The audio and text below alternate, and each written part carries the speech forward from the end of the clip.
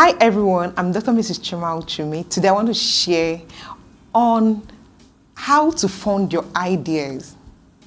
How to fund your ideas. Ideas do not make one wealthy, but it's actually one of the ways to create wealth. Ideas are very important, but the problem is implementation of these ideas. Many people give excuses. I don't have money, I don't have fund to implement my ideas. How do I raise this fund? I always tell people that excuses do not exist until you create them.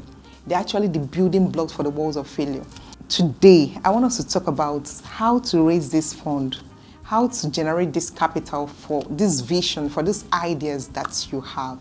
But the first thing is, you want to start up something, a business, or you have to know about it. You have to plan, strategize, read, equip yourself, be detailed.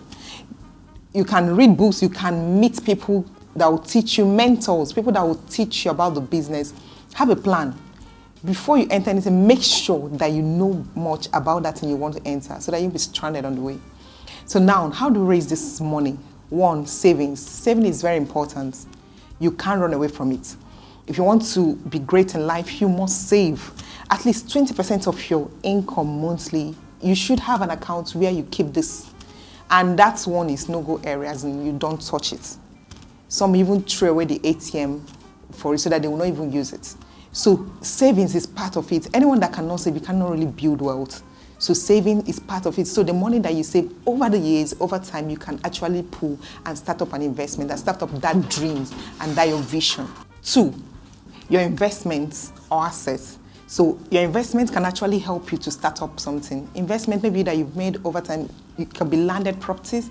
It can be your a house. It can be a house. It can be your assets. Maybe for women, gold. They're not just luxury. They are valuable properties that you can actually sell to start up something. It can even be your car. Yes. Why not? You can sell it so long as you know that this idea will fund, it will fund itself, it will yield profit. Give it time, you will make more money to buy those investments. So you can pull out from your investment and sell and raise capital or fund for that business. Thirdly, your friends and family members. Yes, I said friends and family members, they can help you. So long as you have a good vision, a good idea. I know some will be very tired of every time asking them for money. Please, can you give me urgent 2K? Can you give me money for this? Can you give me for... They want to give you the money to establish yourself. So if you have good friends, that's why your network is very important. And that's why this saying that a friend in need is a friend indeed, that's where it comes into play. Who are your circle of friends? Write them down. Tell them your vision. They can actually distribute this money among themselves and family members and raise with the one you have. Together with it, you can actually raise something to start up that business. Then we have something we call angel investors. These are wealthy people. They are wealthy. They have money. You can approach them with your proposal and what you want to do. If they buy the idea, they can actually give you the capital, invest. At the end, people can share or exchange ownership equity. Do you understand? So angel investors is part of it. Then seek out for available grants. There are several agencies that give grants today, both national and international. So they give grants. They can actually give you grants to start up something. Even competitions, some competitions, all these music competitions that they do, academic competitions, cooking competitions, they can set money for it and you prepare yourself very well. If you win it, they will give money. And so many of them put prize. They'll give you the money. When you get this money, you use it to start up whatever you want. There are so many ways actually to fund yourself. There's something we call drop shipping. Yes, you can actually see someone, people that sell or market their products online. You can approach them online, or people that you know that have physical stores. You can approach them, advertise their goods on your social media handles. It could be WhatsApp, it could be any of the platform. You do serious adverts. People buy this. You see people asking how much. When you put your gain there and sell, collect, they will even pay you.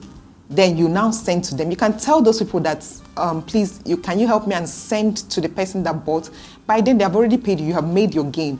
And if you do it over time and you are very careful, you're not the one that's, as you're making gain, you're eating. You're very careful to save these little gains. As you're doing it, you're gathering money for capital. Over time, before you know it, you've raised money to start up something that you really want. And before you know it, you go into that business. So these are just ways. There are contribution groups. Contribution groups is like maybe among your peers, among your friends. You can gather and say, okay, this month, even if it's in your offices, this month we're going to contribute. It can be any amount. It could be 200,000, 300,000, 1 million, depending on your level per time. You could gather 5, 10 people. This month, this person takes. This other month, this other person takes. You can beg them if you show that you know that this business, you've already studied it and it's going to yield. Why not? You can be the first person to take the money and start up that business. As you're earning, as you're getting the profits, you'll be paying. The next month, another person you pay. Make sure you know that this business will work before you do that. Otherwise, make yourself the last person. And integrity is very important. Don't collect first and run away. Make sure that if you collect, that you contribute to the end. That is it. That's integrity. Very, very important. It could be cooperative societies. Some cooperative societies like microfinancing schemes and the rest of them, we have good and reliable ones who want to help people in their circle or help them by reducing the loan, as in the amount, the interest that you pay for loans, by reducing it in a subsidized way that it won't be too much for you. So such cooperatives are there too. Then finally, bank loans. Bank loans, I smile because this one is somehow, let's say, dicey. I won't really advise this for someone that is just starting up a new business per se. If it's someone that's been in the business for a long time, yes, you can. You already know that per time, you know how much gain and profit that you can make, and you'll be able to meet up with their target, because this is very dicey in the sense that it can put a lot of pressure on the person if you are not able to get back the money at the set time. It can put into pressure, can lead to a lot of health crises. I've seen people, high blood pressure, anxiety, people break down because of loans from the bank that they cannot be able to meet. So if you're starting a new business, be sure before you take loan from the bank, make sure that you've exhausted all these other processes that I've talked about, all these other plans that I've talked about before you go to that. Let it be like your final results. And when you know that you've tried everywhere and you're sure that you'll be able to meet up, so that you put yourself under unnecessary pressure. Thank you very much. See you next time.